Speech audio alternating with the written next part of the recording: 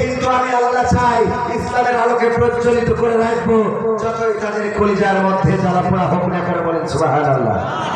সংবিধানে রাষ্ট্র ধর্ম ইসলাম আছে বলে তোমার কেন জ্বলে রে বন্ধু, তোমার কেন জ্বলি?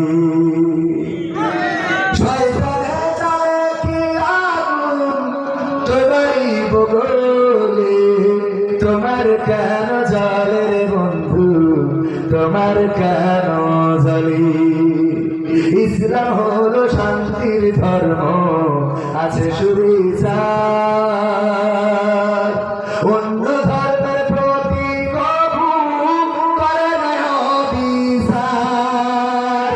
মিলেমিশে থাকার কথা, মিলেমিশে থাকার কথা দিয়েছেন নবী বলে, তোমার কেন জ্বলে থাকলা, তোমার কেন জ্বলি?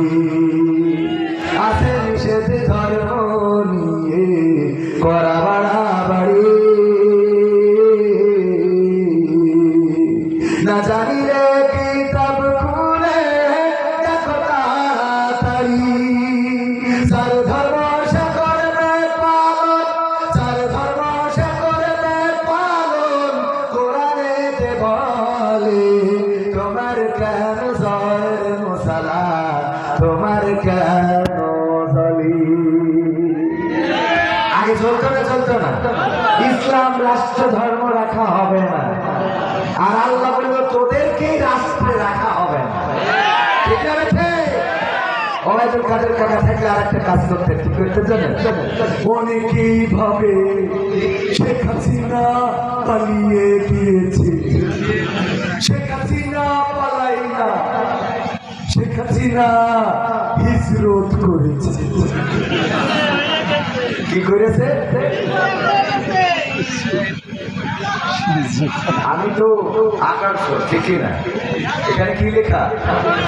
আকর্ষণ। কবির আমার আকর্ষণ, তো আকর্ষণ মানে হলো আকর্ষিত করা, যে আমি পারি আমি করবো, ঠিক না? বক্তা জানি থেকে অর্থ করবেন, আমি তো বক্তা না। আর আমার আসলে মানে বক্তৃতা দেওয়ার স্বভাব তো নাই, আর ওই এলেন তো নাই।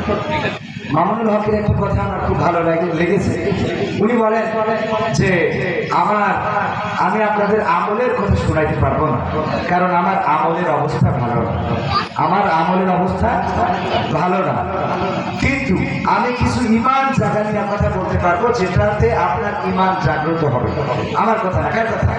মামুনুল হকের কথা। আমার কথা ওর থেকে আর এক লাইন বেশি, সেটা হলো মানে আমি আমলের কথা বলতে পারবো না, এলেমের কথা বলতে পারবো না, কারণ আমার আমলের ঘাটতি আর এলেমে তো বাকি পড়ে গেছে। বিষয়টা বলতে পারছেন?